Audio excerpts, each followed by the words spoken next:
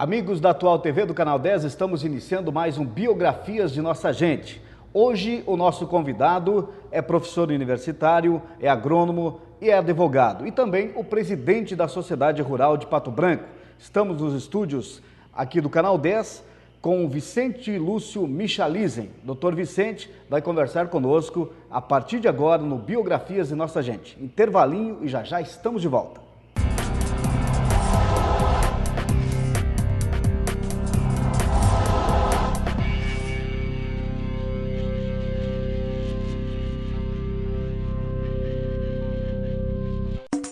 Segunda e terça é o comentário, cai no boteco depois do trabalho. Na quarta e na quinta é pra pagar o calor. Desce uma sexta, por favor. Todo dia é dia de Zane. Tomo todo dia é Zane. E sábado e domingo se der de esfriar, tomo uma Zane só pra esquentar. Todo dia é dia de Zane. Tomo todo dia é Zane. Todo dia é dia de Zane. Tomo todo dia Zane.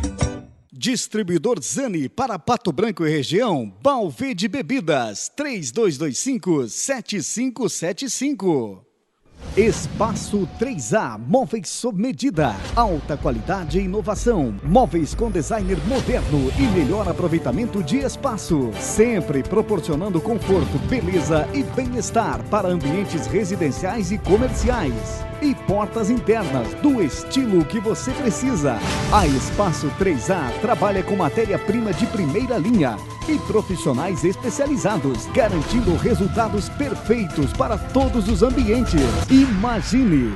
E a Espaço 3A idealiza, projeta e produz o seu móvel planejado. Orçamentos 3223-1931, Avenida Tupi, próximo ao Trevo Patrolinha. Espaço 3A, móveis sob medida. É dos equipados que elas gostam mais. Galeazzi Auto Center, tudo que o seu carro precisa e você merece. Galeazzi Auto Center, equipando suas conquistas. Essa mesma Galeazzi para deixar o que já é bom ainda melhor. Magazine Avenida, Loja 1 e MA2 apresentam a nova coleção Outono e Inverno 2012. Só marcas consagradas: Core, Dudalina, Base, Individual, Morena Rosa, Maria Valentina e agora a consagrada marca Lacoste, também no Magazine Avenida. Coleção feminina com caimento perfeito em peças marcantes.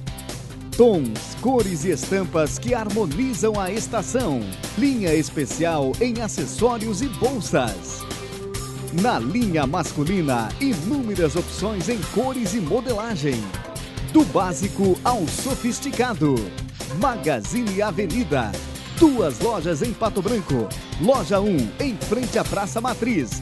E MA2 na Rua Tapajós, centro da cidade.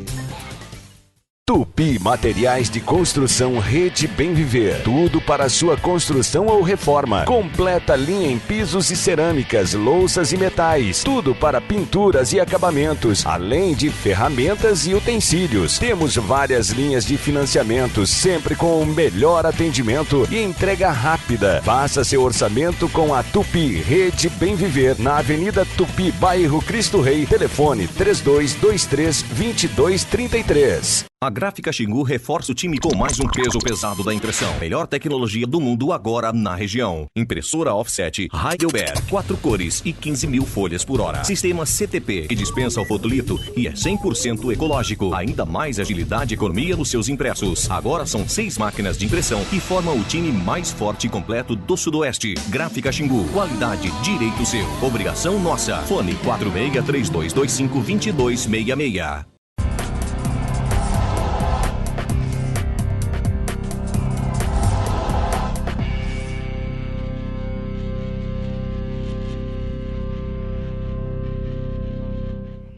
Estamos de volta com você no Canal 10 e hoje estamos com o Dr. Vicente Lúcio Michalizen, que é o nosso presidente da Sociedade Rural de Pato Branco. Ele é agrônomo, advogado, professor universitário, conciliando vários afazeres em sua vida. Dr. Vicente, seja bem-vindo à Atual TV, Canal 10, e vamos falar um pouquinho da sua vida, da sua atuação aqui em Pato Branco. Muito bem, muito obrigado, Itamar. Primeiramente, eu gostaria de agradecer esse convite, né, que é uma maneira da gente se manter também em contato com a população e poder externar um pouco daquilo que a gente sente pela cidade, aquilo que a gente sente por Pato Branco e pela região. Como é a temática do nosso programa, biografias de nossa gente, você já é de Pato Branco, já é nossa gente aqui, mas vamos começar lá do princípio. Você é formado em Curitiba, você é natural da capital paranaense? Eu sou nascido em Curitiba, né, torcedor do Clube Atlético Paranaense. Atlético. Infelizmente perdemos a decisão do campeonato, mas vamos aí com muita garra disputar a segunda divisão do Campeonato Paranaense. Afinal de contas, sempre tem que ter um time de primeira grandeza disputando esse campeonato. Já sempre fomos é um recomeço também, né? Exatamente, já fomos campeão uma vez, não custa ser outra, né? De novo. 2 estrelinhas. Pois é, você então morou em Curitiba, sua infância, juventude? Isso, eu nasci em Curitiba, né, e lá permaneci até os 20 e tantos anos de idade, fiz toda a minha formação, como eu conversava aqui informalmente com você há pouco, no Colégio Nossa Senhora Medianeira, né, que é um colégio mantido pelos jesuítas, né, que tem uma forte tradição na educação. E isso fez parte da minha formação de uma maneira implacável, eu diria assim. Da sua base, né? Pois você cursou aí 2 faculdades, né? Exato. Mas o início da minha formação se deu no Colégio Medianeira. Lá eu tive a oportunidade de desenvolver, inclusive, o gosto pelo magistério. Porque ao sair do colégio, a minha primeira graduação foi na agronomia, e eu fui convidado pela coordenação pedagógica, pela direção, era o professor Rude, na época, vice-diretor, para substituir uma professora, né, gestante em algumas disciplinas da área de ciências e da biologia. E ali eu adquiri um gosto muito grande e uma frustração ao mesmo tempo, porque quando venceu o período de licença da professora, eu tive que me ausentar em função de que a minha graduação na agronomia não me habilitava para o magistério. Gosto, então. Ali peguei gosto e deixei aquilo adormecido, não tinha me dado conta de quanto aquilo fazia parte da minha formação, a ponto do professor José Lorenzato, à época, que era o coordenador pedagógico, me dizer, infelizmente nós não podemos renovar o contrato, a menos que você faça um curso do magistério. E te dou um conselho, faça, porque você foi talhado para a sala de aula. Olha só, nunca ele já reconheceu o seu talento. E para mim era um prazer muito grande, além de hoje exercer essa atividade profissional aí com muita satisfação e seriedade. E uma curiosidade, a gente estava conversando aqui, você estudou com a Gleice Hoffmann, lá nesse Colégio Medianeira. Uma curiosidade, né? Porque na época eu era estudante ainda de segundo grau, e eu sentia que eu precisava fazer algo mais, eu tinha necessidade de fazer algo mais. Eu tinha um professor que era muito crítico na época, o professor Paulo César Venturelli, de literatura, e ele dizia, por que você não trabalha a reconstrução do Grêmio, do colégio, o Grêmio Estudantil, que estava fechado desde o período da ditadura, era o Grêmio Estudantil Padre Oswaldo Gomes. E eu tive a ideia de criar um comitê pró-Grêmio Livre, que nós passamos a chamar de Estudante Edson Luiz de Lima Souto. Isso que ano que... Isso foi em 1980. Estávamos na ditadura ainda. Ainda estávamos, no final da ditadura militar. No final, mas estávamos. No final, foi em 82, João, eu me recordo de ter... Né? Era o Figueiredo, era o último... Presidente. E naquela época havia uma efervescência, né, de abertura política, mas ainda, né, uma turbulência muito grande. Sim. E naquele contexto, então, nós reconstruímos. Nós, através do Comitê Pro Grêmio Livre, nós construímos, e o Grêmio acabou surgindo até com um outro nome, que foi o Edson Luiz de Lima Souto, que é um estudante que foi assassinado, né, num restaurante no Rio de Janeiro, no período da ditadura militar, e nós o homenageamos. Com o nome do Grêmio. Com o nome do Grêmio. E foi bem naquele ano, né, em que aconteceu em Curitiba, Curitiba sediou o Congresso Brasileiro de Construção da União Brasileira de Estudantes Secundaristas. Eu já, na época, já era vice-presidente da União Metropolitana dos Estudantes Secundaristas de Curitiba.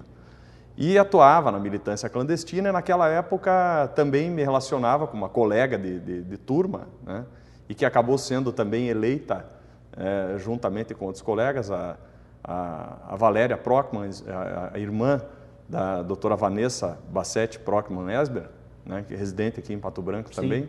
A Valéria, que hoje é casada com o secretário de Estado da Cultura. E nós 3 fomos os representantes do colégio, os delegados eleitos para representar o Colégio Medianeira no Congresso de Reconstrução da UBS em Curitiba. Você, a Valéria e a Gleise. E a Gleise. E na ocasião foi muito turbulento, porque a direita participava, me recordo que tinha um cidadão lá, praticante de halterofilismo, que tocava uma corneta e daí fechava o pau no meio do Congresso, tinha que paralisar, porque a direita não queria que acontecesse o Congresso, né? Sim. Então tinha, inclusive, pessoas infiltradas lá, né, com cabelo... Os espiões. Raspado, os espiões.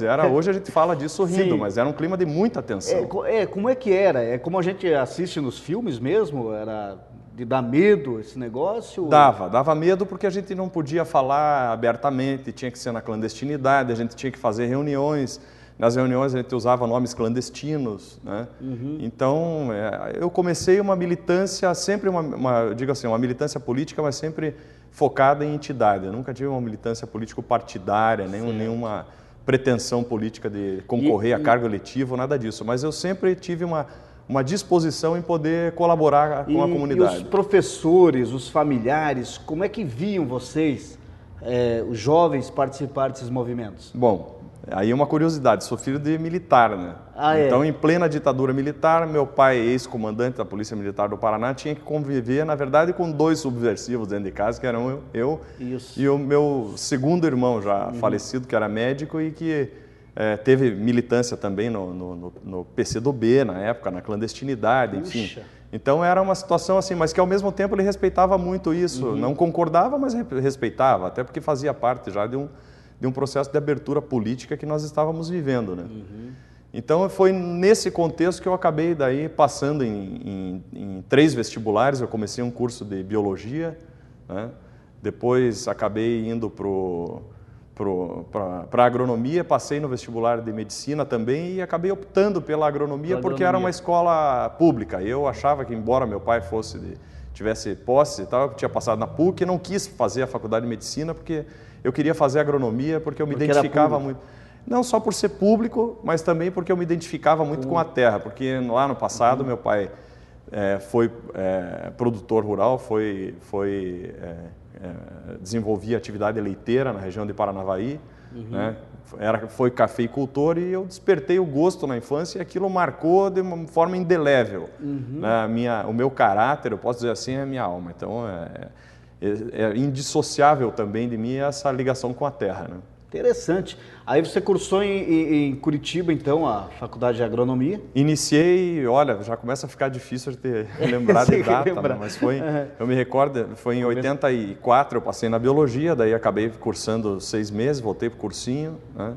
E fiz daí o vestibular, acabei sendo aprovado, bem aprovado no curso de Agronomia, em 5º lugar, e fiz daí a graduação na Agronomia. Me formei em 89. Sempre com uma militância também, eu digo assim, profissional. Já a minha formação foi voltada para a questão de proteção ambiental e de uma agronomia sustentável, voltada para a proteção dos recursos naturais. Ecológica forte. Muito forte. Muito forte. Porque voltamos a 89, ainda não se tinha, né? Como é hoje essa... eu me formei em 89, um ano depois da promulgação da Constituição de 88. Então, né, nesse período de 88 eu fazia estágio, fiz um primeiro estágio na Secretaria de Justiça, então eu já tenho uma ligação aí com a área jurídica que já vem lá desde a agronomia também, na colônia penal agrícola. E da colônia penal eu passei a fazer um estágio e depois acabei trabalhando profissionalmente na Secretaria de Estado da Cultura, né? E lá na Secretaria da Cultura, uma área diferente, mas eu trabalhava na área de patrimônio, né? Patrimônio natural, né? Como agrônomo já. Então eu trabalhava na avaliação de patrimônio, de tombamento, né? Nessa área de proteção ambiental. E a minha formação eu procurei voltar para a questão de proteção de recursos naturais. Você ficou trabalhando em Curitiba mesmo? Em Curitiba, o meu primeiro trabalho foi na área de agricultura orgânica, né? Era uma época em que você falar... E era novo também, né? Era muito novo. Muito novo. Você falar era subversivo, você falar de adubação orgânica. Você falar em plantio direto era algo assim que era inadmissível, né? Porque o plantio direto, já que você tocou no assunto, se eu não me engano também, me corrija se eu estiver errado, foi desenvolvido o começo, precursores foram ali em Castro. Castro, né? Frank Dijkstra, né? Foi um grande holandês, precursor, né? um holandês, né? E aí, né,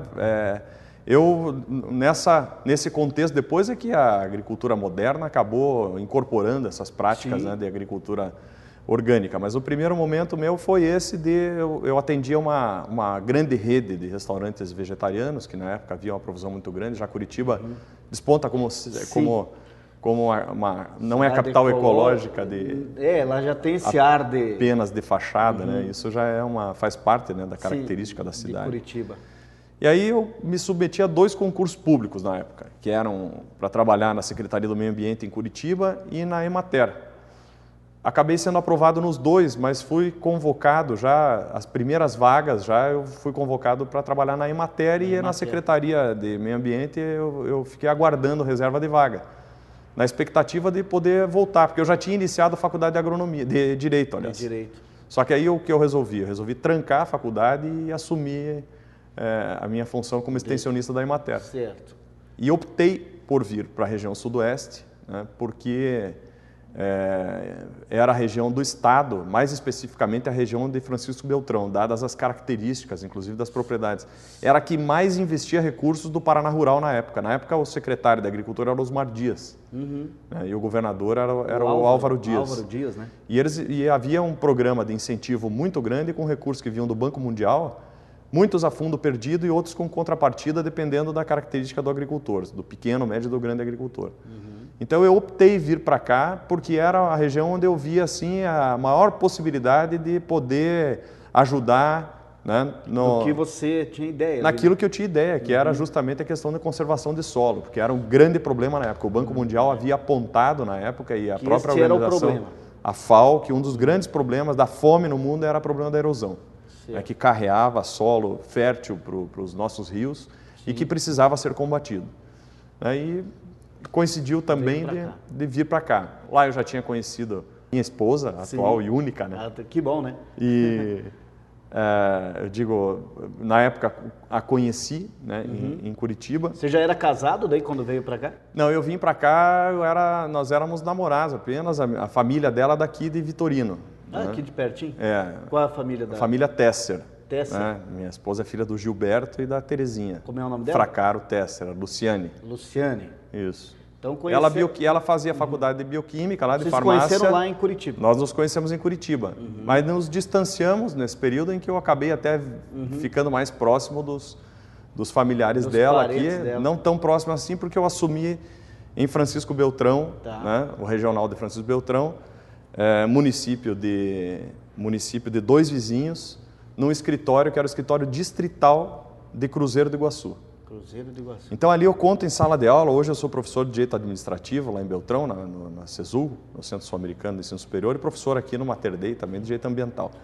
E eu conto em todas as minhas aulas, sempre que eu vou me apresentar para os meus alunos do primeiro dia de aula, eu não tenho como não falar um pouco da minha história. De que eu tive a oportunidade de ver nascer e acompanhar o nascimento de um município. Isso para mim, de Cruzeiro do Iguaçu, foi muito importante na minha formação profissional também, assim como tudo isso que eu te contei até agora. Porque ali eu participei do plebiscito que optou pelo desmembramento, né, pela emancipação do município em relação a 2 vizinhos. E como extensionista da Emater, um dos trabalhos que nós fazíamos na época era o diagnóstico da realidade municipal.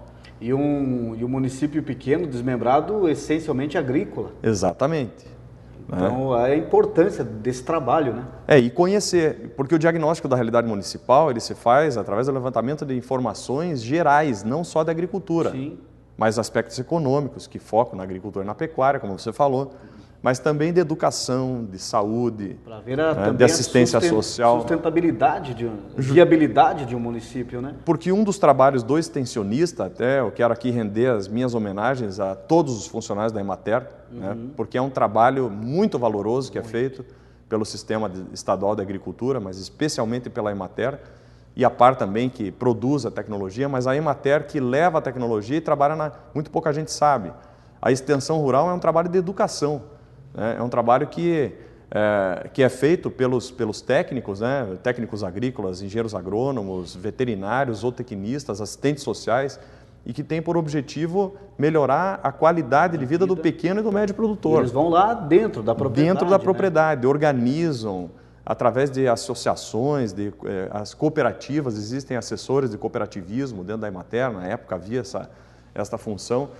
Então, em Cruzeiro do Iguaçu, fiz esse levantamento. E esses dados permitiram, e os trabalhos que a gente fazia, eu particularmente, porque era o único técnico lá, que fazia de organização de reuniões das comunidades, fez com que, além de eu me tornar conhecido, ser um ponto de contato, e foi muito rápido isso, que foi durante um ano que antecedeu a campanha eleitoral, eu me envolvesse com todos os candidatos, mas lógico que a gente acaba tendo identidade com um outro, né?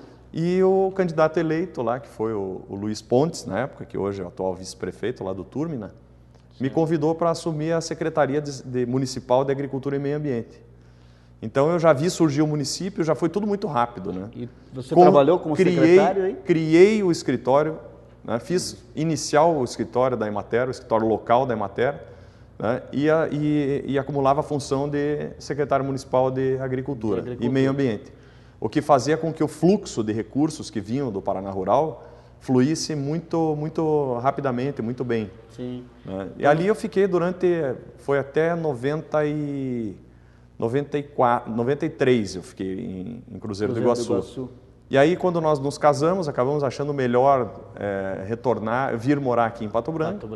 Então, em 94, daí eu vim conversar com o atual prefeito da época, o então prefeito, que era o Elcio Munareto. Bom Sucesso do Sul. Hoje eleito e reeleito, né, prefeito. Sim, novamente aí. E que em Bom Sucesso do Sul. Contei para o Elcio do trabalho que a gente fazia em Cruzeiro do Iguaçu e ele ficou interessado. Ficou porque havia uma vaga aqui. Eu já havia solicitado minha transferência. Transferência, na época, não bastava ser solicitado. O meu chefe lá não queria me liberar de maneira nenhuma, em razão do que o trabalho que ele estava fazendo lá em parceria. Não era eu o único responsável, mas a prefeitura também era uma parceira importante no trabalho. Acabamos implantando aqui. Na época, o chefe de gabinete era o Divo Belé, que hoje é o meu coordenador de curso de agronegócio na Faculdade Mater Dei. Você chegou, então, veio para Bom Sucesso em 94? Em 94. 94 também foi rápida a permanência. Residindo em Pato Branco. Residindo em Pato Branco. Eu me deslocava diariamente para Bom Sucesso. Para Bom Sucesso. Tinha um trecho lá de estrada de chão que a gente pegava na época, não tinha asfalto. Então, foi um período assim curto, mas também muito produtivo. A grande legado que eu tenho assim de lembrança de Bom Sucesso foi a readequação da estrada que liga Bom Sucesso ao santuário do Rio Elias, de Nossa Senhora da Salete. Então é um trabalho assim que marcou muito a minha vida, porque eu acompanhei o dia a dia da execução da obra, né? A questão da locação da estrada, a readequação da estrada mesmo para proteger a erosão. Ali, né? E hoje a gente vê o asfalto lá e sabe que a base, né, foi feita lá. Foi feita naquela época e que garante hoje um asfalto de qualidade, porque protege, né, o solo, integrando, né, a questão das águas. Então é muito importante isso. Muito bem, nós vamos a um intervalinho comercial, já voltamos conversando mais com o Dr. Vicente aqui no Biografias de Nossa Gente.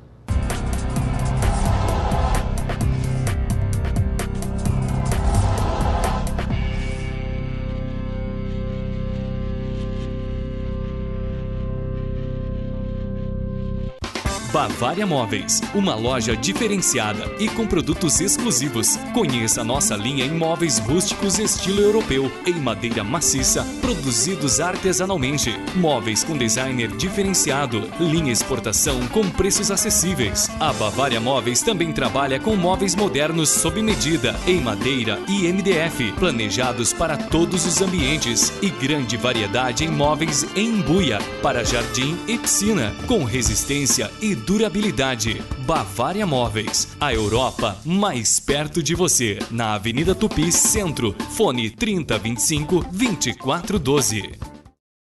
Farmácia Viver, viver sempre bem.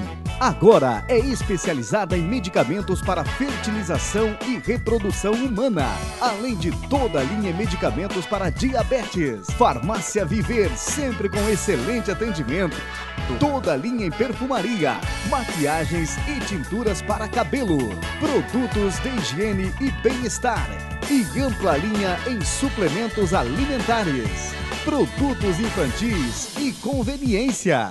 Trabalhamos também com produtos ortopédicos e pós-cirúrgicos. Completa linha em medicamentos genéricos. E somos também Farmácia Popular. Completa pra você. Farmácia Viver.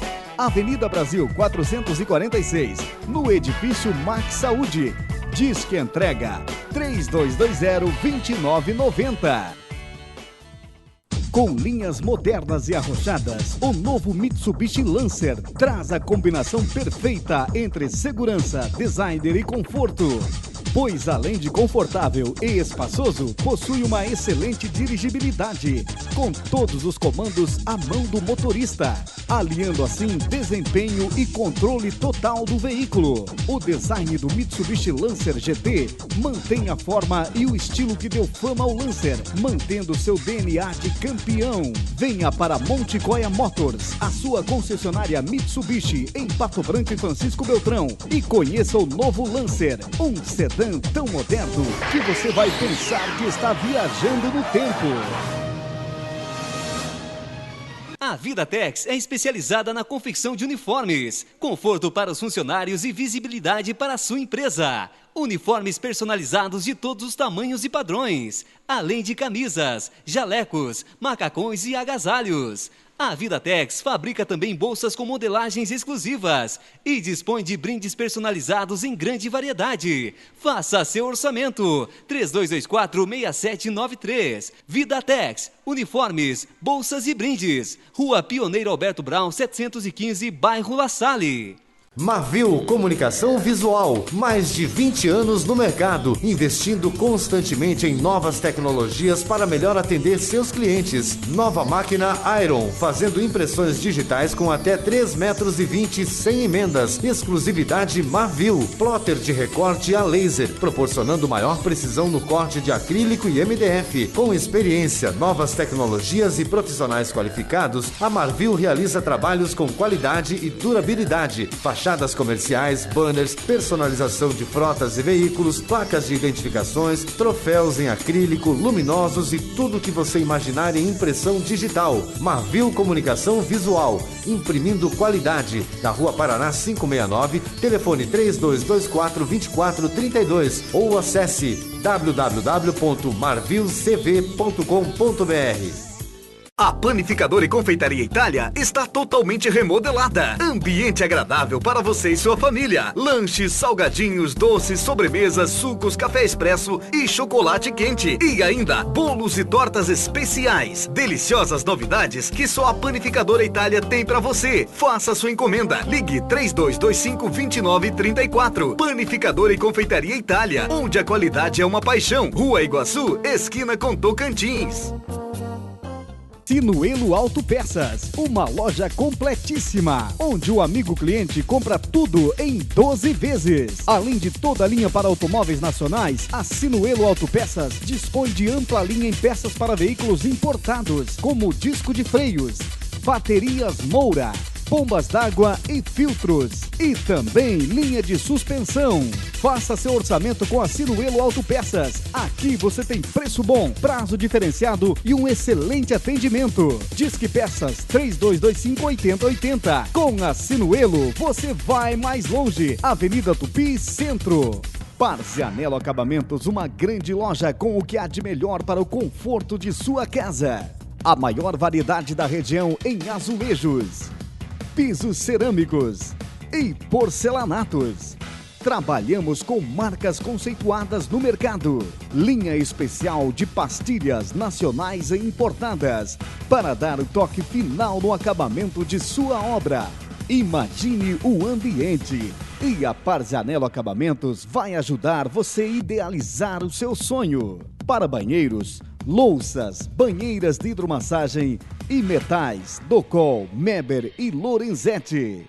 A Parzianello Acabamentos trabalha também com materiais elétricos, lustres, luminárias, interruptores e lâmpadas. E para finalizar a sua obra, dispomos de tintas Sherwin-Williams, com a moderna máquina onde você escolhe a cor na hora. Nosso crediário é facilitado. Tudo em até 10 pagamentos no cartão de crédito. Venha para Parzianello Acabamentos. Estamos esperando a sua visita. Nossa loja tem tradição e qualidade em Pato Branco. Rua Guarani, esquina com Oswaldo Aranha. Fone 3225-3083.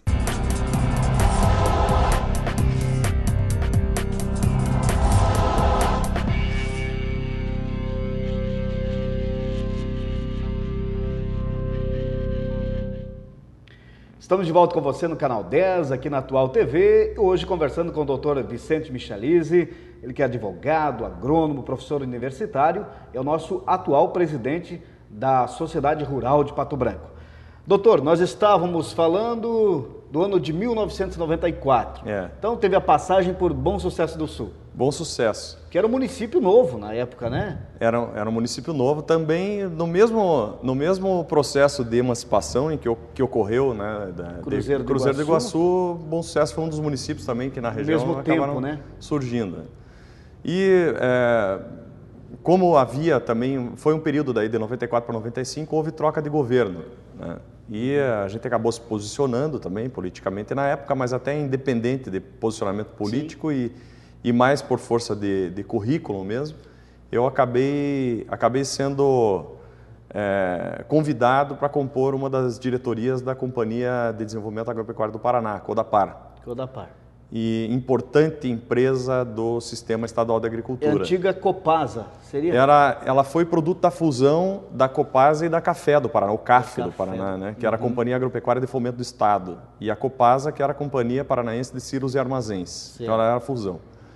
Assumi lá a diretoria técnica, né? Na época o secretário de Agricultura era Elas Brandão.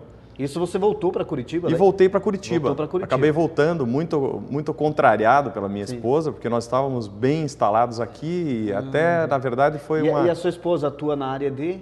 Ela farmacêutica bioquímica. Naquele tempo ela já estava trabalhando? Naquele tempo nós montamos uma farmácia em Cruzeiro do Iguaçu, vendemos a farmácia para vir para cá. Ela ficou um período trabalhando aqui como funcionária responsável técnica de uma farmácia.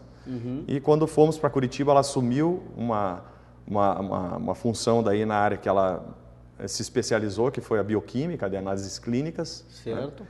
E eu assumi a função lá de diretor técnico. Você volta para Curitiba naquele... Volto para Curitiba em 1995. Né? O presidente que assumiu na época foi o Marcos Trade, que é o nosso hoje diretor do Detran do Paraná. Certo. Né?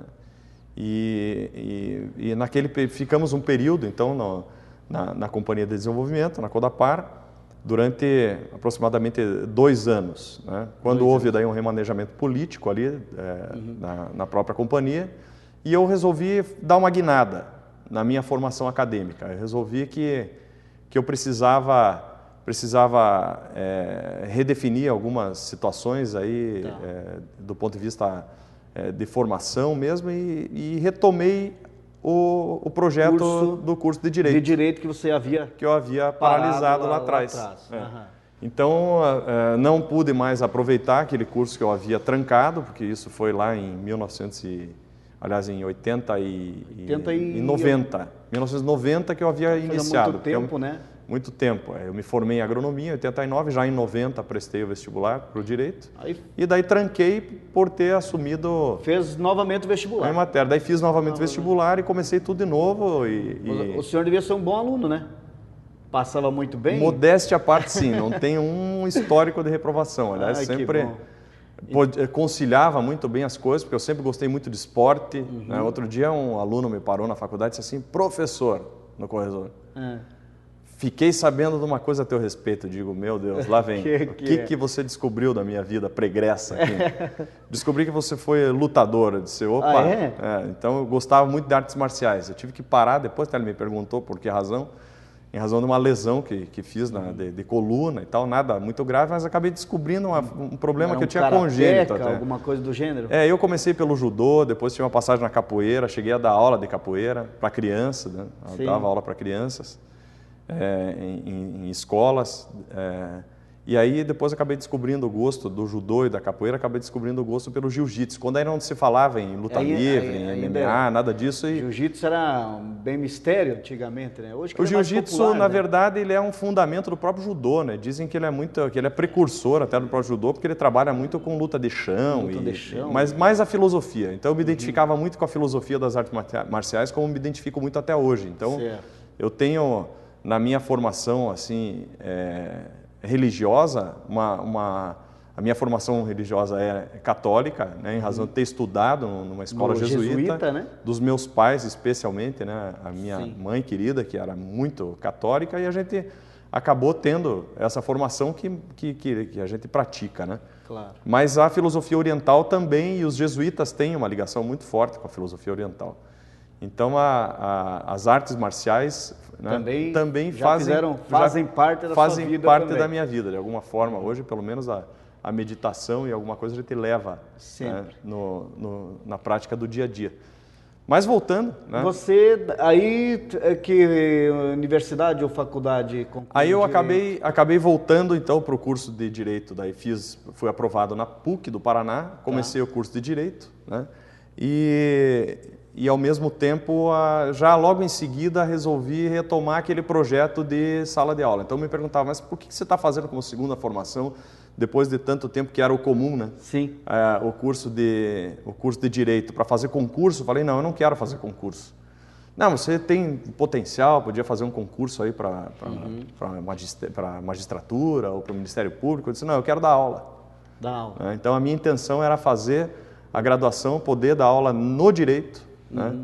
E fiz o mestrado daí na agronomia, na área de recursos naturais renováveis, e fiz a ligação, né, didático-científica e acadêmica da área da gestão ambiental com o direito, né? Tudo junto. Fiz essa ligação.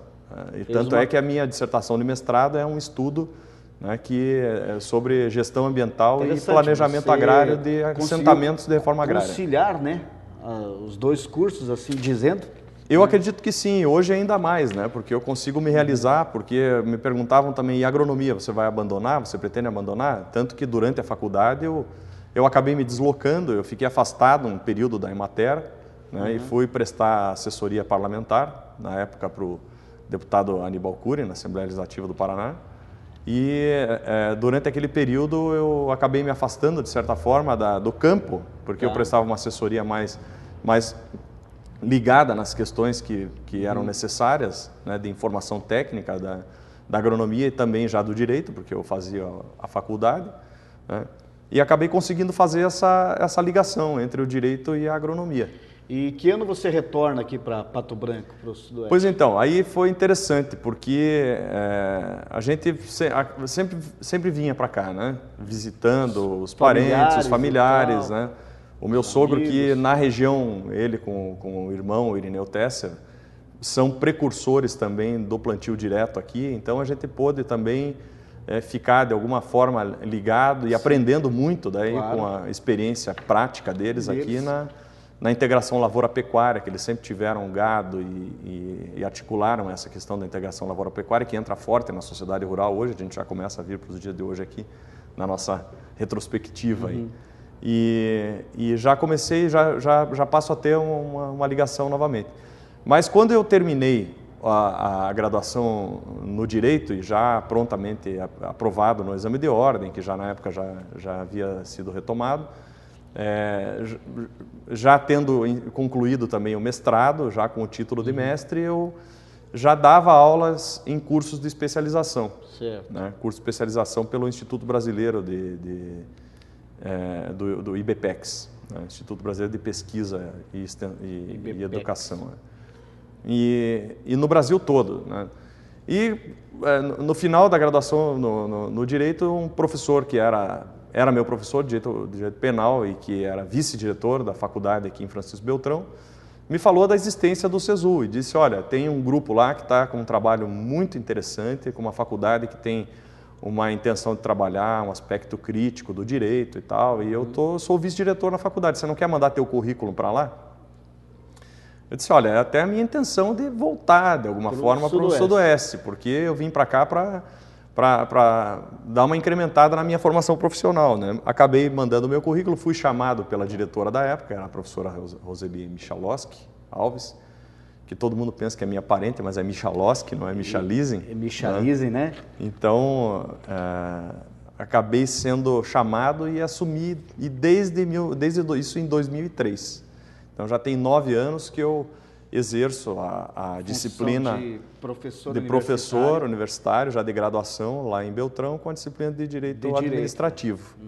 Aqui, a passagem pela Emater, pela Codapar, o convívio familiar também do meu pai a vida toda, né, como militar, como servidor público estadual, né, ajudou, auxiliou muito nessa bagagem para a gente poder passar isso para os alunos em sala de aula. Hoje você dá aulas também na Faculdade Mater Dei? Isso, daí já na sequência, isso foi no início do ano, em 2003, quando foi no mês de julho, né, eu fui chamado para uma conversa aqui, né, pela professora Ivone Guerra, né, que eu tenho uma estima, uma consideração muito grande, que é um espelho para mim na área do magistério. A professora Ivone me chamou para uma conversa e, avaliando o meu currículo e vendo essa questão da formação, né, havia a disponibilidade para se trabalhar 2 disciplinas na época, que eram o direito agrário e o direito ambiental, né, e imediatamente eu assumi. Então, as primeiras turmas que se formaram, tanto no SESU, né, como aqui em Pato Branco, no Mater Dei, foram as primeiras faculdades de Direito. Né? O doutor Vicente deu aula. Eu já dei aula. Então, muitos colegas hoje foram meus ex-alunos, né? Então, tenho muito orgulho disso. Hoje você atua também, é professor universitário, atua na área veio para a área da advocacia? Isso, e daí isso já em 2003, daí alguns alunos começaram a cogitar de trabalhar comigo e tal. Eu tinha escritório montado em Curitiba, aí é que foi a dificuldade, porque eu vinha de ônibus trabalhar. Né? Então eu vinha na segunda, no domingo eu ia para Francisco Beltrão, no primeiro semestre lá de 2003. Eu ficava 2 dias, a minha esposa ficava em Curitiba e eu vinha e voltava, ela trabalhando no laboratório. Aí voltava para Curitiba na quarta-feira, então passava na estrada o tempo todo, era meio cigano corrido, assim, a coisa. Aí no segundo semestre, né, surgiu a oportunidade de trabalhar no Mater Dei, né? Acabei ficando com dupla residência, porque eu tinha um escritório lá e não tinha escritório aqui. Então, às vezes, comecei a atuar em alguns processos aqui. Aí surgiu a necessidade de se criar, de se abrir um escritório em Pato Branco. Certo. E aí a ideia de dupla residência, como as coisas aconteceram muito mais para mim aqui profissionalmente, né, do que lá, eu acabei encerrando as minhas atividades lá, do escritório, quer dizer, eu tenho alguns processos lá ainda, mas que a gente conduz por aqui mesmo, agora a facilitação aí do processo eletrônico também. Internet e tudo mais, né? Isso, e acabei ficando com o escritório. Então, hoje eu exerço estas atividades. A advocacia, professor universitário nessas 2 faculdades, Mater Dei. Agora você nunca deixou de lado essa ligação com o agronegócio? De maneira alguma. De maneira alguma. E chegou agora o nosso presidente da Sociedade Rural de Pato Branco. Como é que é essa história? Essa história começou com um convite, uma pessoa que eu tenho uma estima, também uma consideração muito grande, aliás, algumas pessoas que marcam, né, a vida da gente. Aqui em Pato Branco eu não poderia deixar de citar o Dr. Ronaldo da Silveira, né, que foi quem eu disse no meu discurso de posse aí que para mim a sociedade rural surgiu, né, quando eu participava de alguns leilões lá, eu sentado ao lado do meu sogro, né, para mim era um momento mágico, a batida do martelo, né, os leilões da sociedade rural. E ao mesmo tempo eu não entendia muito daquilo, né, era só grito de todo lado, mas aquilo me fascinava, de alguma maneira me fascinava. Depois, lógico, com formação a gente foi entendendo como é que funcionavam os mecanismos, né, e aí o Dr. Ronaldo da Silveira, independente de questão familiar e profissional, por amizade até vendo o potencial talvez que eu tivesse, me apresentou, né, para a diretoria. O então presidente era o Andrei Gomes de Almeida, né, o meu amigo Andrei, e fui submetido lá à apreciação dos membros da diretoria, da Sociedade Rural, e fui aceito, e lá comecei participando de algumas reuniões, né, E ali você se encontrou também, né? E ali acabei fazendo grandes amizades. Porque você já tinha lá no passado toda essa ligação com o agronegócio. Exatamente. Enfim, você é pecuarista hoje em dia? Tem ligações com o campo? Tenho ligações com o campo porque passei a administrar uma parte dos negócios aí da família, né? Que é uma das propriedades rurais aqui de Pato Branco, que depois acabei eu daí adquirindo outras áreas em torno, e eu administro essa propriedade. Então, a minha atividade no agronegócio hoje é a atividade de agricultura e de pecuária, que eu desenvolvo, né, nessa propriedade. Eu tenho cabanha de gado Angus, que eu estou iniciando um trabalho agora, né, até por força de um professor, que é outra pessoa que marca também a minha passagem por Pato Branco, né, que é o Neylor Antonelli. Um belo dia eu estou no meu escritório, atolado de trabalho até as tampas, e ele me diz: olha, me convocaram, eu sou candidato a presidente da Sociedade Rural e quero saber se você, como advogado, quer ser o primeiro secretário. Eu disse: olha, Neylor, eu não posso... Estou cheio de trabalho. Estou cheio de trabalho. Ele disse: não interessa, o que eu preciso de você nas reuniões e tal, e me traçou qual que seria o perfil que ele necessitava ali para colaborar. Eu disse: então tá bom, então eu vou aceitar. Vamos nessa. Daí fui no primeiro mandato do Neylor como primeiro secretário. Né? Nesse mesmo período desse primeiro mandato, aí eu acabei recebendo o convite para assumir a assessoria jurídica aqui na primeira gestão do prefeito Roberto Viganò. E fui um dos assessores jurídicos do Roberto durante um período, que é ex-presidente nosso da Rural também. Então, né? Acabamos misturando muito essa relação aí de subordinado hierárquico dele com a condição de companheiro de sociedade rural, né? E depois acabei me retirando porque não conseguia conciliar tantas atividades, né? Acabei saindo da assessoria jurídica, né? A contragosto, porque eu gostava muito de trabalhar na equipe. É um trabalho de direito público que muito me agrada, até pelo fato de eu ser professor de direito administrativo, mas acabei não conseguindo conciliar. Aí o Neylor foi para a reeleição, não querendo, resistiu muito a tarefa, né? Mas nós praticamente que impusemos a ele que ele precisava continuar para terminar as obras grandiosas que ele liderou, né? Que foi a ampliação do salão, que todos sabem, enfim, e a modernização, o trabalho de modernização e de aproximação da sociedade rural com a comunidade de Pato Branco, né? E aí fui para o segundo mandato do Neylor já como vice-presidente. Como vice-presidente. Então, vem de um trabalho, a gente diz assim... O mandato são 2 anos? São 2 anos. São 2 anos. A gestão é de 2 anos. Então, eu digo assim, eu estou na sociedade rural na condição de presidente, mas é óbvio que nós temos responsabilidade do cargo, mas não é diferente daquilo que eu fazia há 6 anos atrás, quando o primeiro secretário, ou há 4 anos atrás, para 5, como primeiro secretário, porque o trabalho que nós desenvolvemos na sociedade rural é um trabalho de equipe, né? Ali, o que dá errado, nós nos abraçamos e assumimos os erros, né, a diretoria. E o que dá certo se comemora. E o que dá certo se comemora. Graças a Deus, a gente tem tido muito mais do que comemorar do que repensar nos erros. São quantos integrantes da sociedade rural? Nós estamos com mais de 100 associados em dia, são muito poucos associados que não estão em dia com as suas contribuições e que militam na causa e que acreditam na sociedade rural e que participam das nossas atividades cotidianas. Na sociedade rural. E agora vem uma Expopato pela frente? Expopato 2012, né? O grande momento. A gente vem já de uma experiência de outras 2 feiras, né? A de 2010 e a de 2008, que nós já participávamos aí como membro da Comissão Central Organizadora. E agora a gente vem com grandes conquistas. Eu digo assim, não são conquistas da sociedade rural. A sociedade rural levantou a bandeira, juntamente com as outras entidades que compõem a CCO, né? Mas reproduzindo os anseios da população de Pato Branco, que queria uma feira diferente, que queria uma feira mais popular e uma feira mais participativa, exatamente, e que trouxesse mais resultados, né? Do ponto de vista de poder mostrar à população o que Pato Branco tem e produz de melhor, né? Na agricultura, na pecuária, no comércio, na indústria, né? Tudo que a gente faz. Exatamente. E nesse sistema que foi apresentado à imprensa, estávamos lá, ficou diferente, até interessante, né? Onde que se divide quem quer só na feira um valor simbólico de ingresso e quem quer curtir o show também, né? Exatamente. Um diferencial.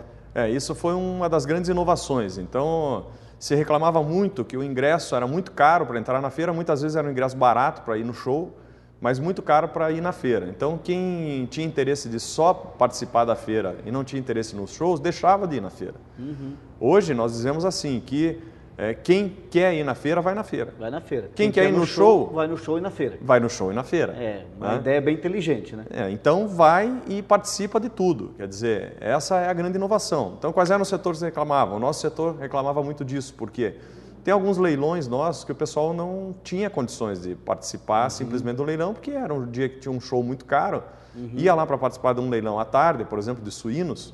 Tinha que pagar por uma coisa que não ia usar. Tinha que pagar também, porque não ia usar. E aí tornava-se muito cara e muita gente, até com poder aquisitivo, achava que era um absurdo. Todos valorizam o seu dinheiro. Acho que agora nessa nova ideia ficou bom para o comércio, para... Ficou espetacular, principalmente no setor de alimento. Né? Principalmente. Né? Hoje quem quiser comer um sanduíche na feira, sair, voltar, depois sai, porque o ingresso vai custar de R$2 a R$5. Vai ser muito popular. Então vai se facilitar muito. Doutor Vicente, estamos chegando ao final do programa e não poderíamos deixar de falar da família, né? Que é o alicerce para todos.